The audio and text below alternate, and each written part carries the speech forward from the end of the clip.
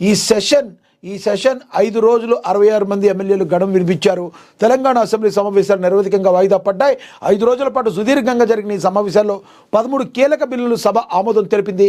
మొత్తంగా 40 గంటల నుంచి 45 నిమిషాల పాటు సభ చర్చ చేశారు. సభలో 66 మంది సభ్యులు మాట్లాడినట్లుగా స్పీకర్ ప్రసాద్ కుమార్ ప్రకటించారు.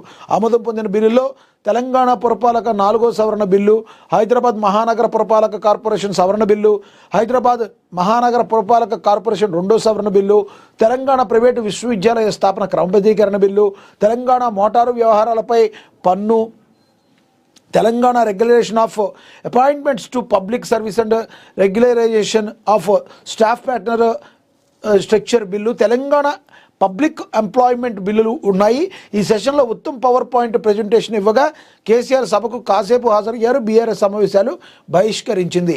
మొత్తంగా చూస్తే కేసీఆర్ ఈ అసెంబ్లీ సమావేశాలకు 100% హాజరవుతారు అని చెప్పి అందరూ భావించారు. ఆయన తన ఫామ్ హౌస్ను వీడి మరి జూబ్లీ హిల్స్లోని నందీనగర్ ఏదైతే తన సొంత గృహం దగ్గరికి వచ్చి మరి ఆయన ఉండటంతో ముందు రోజే వచ్చి ఉండటంతో శాసనసభలో కేసీఆర్ మాట్లాడతారు. మరి ప్రతిపక్ష నాయకుడిగా ఈసారి ఆయన గళమెత్తుతారని అందరూ భావించారు.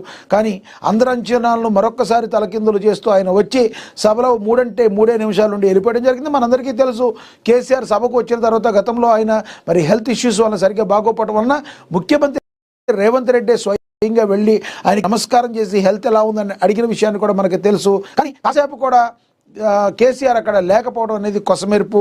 కానీ ఓవరాల్గా చూస్తే 40 గంటల 45 నిమిషాల పాటు మరి చర్చ సాగించారు. ఇది ఓవరాల్గా కూడా నిరవధికంగా మరి వాయిదా పడేది.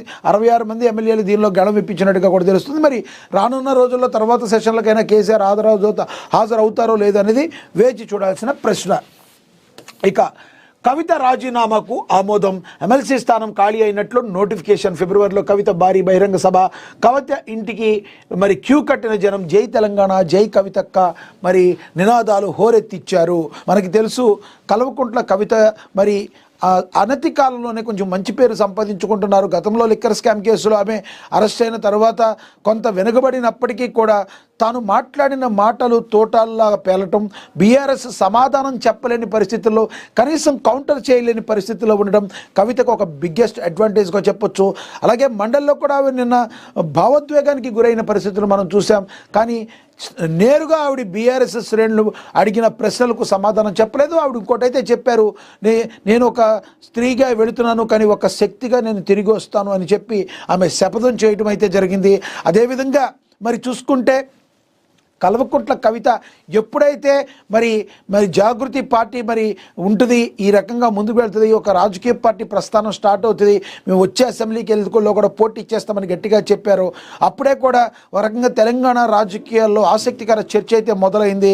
మరి జై కవితక్క జై తెలంగాణ నినాదాలతో మరి కవిత ఇంటి ముందు క్యూ కట్టారు నాయకులు, కార్యకర్తలు, నేతలు అందరూ కూడా. మరి రానున్న రోజుల్లో ఎవరెవరికి ఏ రకంగా టికెట్లు ఇచ్చే అవకాశం ఉందో, అసలు పార్టీ ఎప్పుడు స్టార్ట్ చేస్తారు, మరి అఫీషియల్గా ఏ రకంగా ఉంటుంది. కొంతమంది చెప్తున్నారు బతుకమ్మ గుర్తుతోనే ఆవిడ ముందుకెళ్ళే అవకాశం కనబడుతుందని. ఎందుకంటే కవిత మరి బతుకమ్మ సంప్రదాయ పద్ధతులను బయటికి తీసుకెళ్లడంలో, జనాలను కలపడంలో మరి ఆవిడ చాలా బీఆర్ఎస్లో ఉన్నప్పుడు విశేషమైన పాత్రను అయితే పోషించారు కవిత. కాబట్టి మరి ఆ బతుకమ్మ ఏదైతే ముద్రందో దాంతో ముందుకెళ్ళే అవకాశం కూడా కనబడుతుంది. మరి తన జాగృతి పార్టీ ఏ రకంగా మరి ముందుకెళ్తుంది, అసలు అది ఏ రకంగా ఒక పార్టీగా అవతరించబోతుందని మరికొంత కాలం సమయం పడుతుంది. ఒక ఫిబ్రవరిలో మాత్రం భారీ బహిరంగ సభ జరిగే అవకాశం కనబడుతుంది. అదే ఇక్కడ రాశారు, కల్వకుంట్ల కవిత ఎమ్మెల్సీ పదవి రాజీనామాకు ఆమోదం లభించింది. కవిత రాజీనామాను శాసనమండలి చైర్మన్ గుత్తా సుఖేందర్ రెడ్డి మంగళవారం ఆమోదించారు. 2025 సెప్టెంబర్లో కవితను బీఆర్ఎస్ పార్టీ నుంచి సస్పెండ్ చేయడంతో ఆమె తన ఎమ్మెల్సీ పదవి కూడా రాజీనామా చేశారు. అప్పటి నుంచి ఆమె రాజీనామా పెండింగ్లో ఉండగా నిన్న కవిత మండలికి హాజరై తమ రాజీనామా ఆమోదించాలని స్వయంగా చైర్మన్ కోరారు. దీంతో ఆమె రాజీనామాకు గ్రీన్ సిగ్నల్ పడింది. కాగా 2022లో నిజామాబాద్ స్థానం సంస్థల కోటాలో కవిత ఏకగ్రీవంగా ఎమ్మెల్సీగా ఎన్నికయ్యారు. రాజీనామాను ఆమోదించడంతో ఎమ్మెల్సీ స్థానం ఖాళీ అయినట్లుగా నోటిఫికేషన్ అయితే జారీ చేశారు. తెలంగాణ జాగృతి రాష్ట్ర విస్తృత స్థాయి కార్యవర్గ సమావేశం మంగళవారం నిర్వహించారు.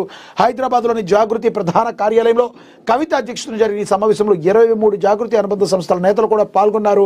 రాష్ట్రంలోని ప్రస్తుత రాజకీయ పరిస్థితులు, కొత్త పార్టీ ఏర్పాటు వంటి అంశాలపై ఈ సందర్భంగా చర్చ జరిగింది.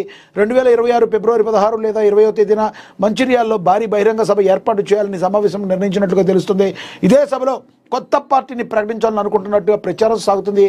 అదే సమయంలో కవిత గతంలో టీజీపీకేఎస్ గౌరవ అధ్యక్షురాలుగా పనిచేసి ఉన్నందున మరి సింగరేణి కార్మికులు ఆమెకు ఉన్న పట్టు మేరకు మంచిర్యాలలో సభ పెట్టాలని నిర్ణయించినట్లుగా సమాచారం. అంతేకాకుండా ఆమె ఇక్కడి నుంచి పోటీ చేసే అంశంపై కూడా ఈ సమావేశంలో చర్చకు వచ్చినట్లుగా తెలుస్తుంది. కవిత టీజీపీకేఎస్ గౌరవ అధ్యక్షురాలుగా పనిచేయడంతో ఇక్కడి నుంచి పోటీ చేస్తే ఆమెకు ఉపయుక్తంగా ఉంటుందని సన్నిహితులు, కార్మిక నేతలు సూచించినట్లుగా సమాచారం. ఈ సమావేశానికి కవిత ఇద్దరు కొడుకులు హాజరు కావడం రాజకీయ వర్గాల్లో సంచలనంగా మారింది. తన ఇద్దరు కొడుకులను కవిత ఈ భేటీకి తీసుకురావడానికి వెనుక ఉన్న వ్యూహం ఏంటనే దానిపై రకరకాల చర్చలు అయితే జరుగుతున్నాయి. వారిని కూడా ఇక మీదట రాజకీయ సభలకు తీసుకువెళ్తానని ప్రచారం కూడా జరుగుతుంది. అయితే తెలంగాణ రాష్ట్రంలో మరిన్ని కొత్త పార్టీలు ఆవిర్భావం అయ్యే దిశగా కూడా అడుగులైతే పడుతున్నాయి. మరి వచ్చే సార్వత్రిక ఎన్నికలకైతే గట్టి పోటీ అయితే నెలకొనేటట్టు కనబడుతుంది. దాదాపుగా బీఆర్ఎస్ నుంచి బయటకు వచ్చి ఆ పార్టీ నుంచి సస్పెండ్ చేయబడిన కవిత మరి దాదాపుగా పార్టీ పెట్టడం అనేది ఆల్మోస్ట్ సొంత కుంపటి పెట్టుకుంటాకి కన్ఫర్మ్ అయిపోయినట్టుగా మనం అయితే అర్థం చేసుకోవచ్చు అని చెప్పి రాజకీయ విశ్లేషకులు చెప్తున్నమాట. ఎటువంటి పరిస్థితుల్లో కొత్త పార్టీని మరి వచ్చే మంచిర్యాల సభలో ఏదైతే మరి సభలో ప్రకటించే అవకాశం ఉంది. ఎందుకంటే గతంలో మరి మంచిర్యాల సైడ్ నుంచి ఆమెకి మంచి పట్టుదని కూడా ఆశిస్తున్నారు. బొగ్గు గనులకు సంబంధించి మరి అక్కడ ఉన్న కార్మికులతో కూడా మంచి అటాచ్మెంట్ అయితే కవితకైతే ఉంది, మనకు తెలుసు. తద్వారా మరి రానున్న రోజుల్లో కవిత తన కొత్త పార్టీని మరి ముందుకు తీసుకెళ్లే విధంగా ట్రై చేస్తున్నారు. అంతేకాకుండా తన ఇద్దరు కొడుకులను కూడా రాజకీయ మరి కార్యక్రమాలకి హాజరు కావడానికి తీసుకువెళ్ళడం కూడా ఒక ప్రధాన వ్యూహంగా మరి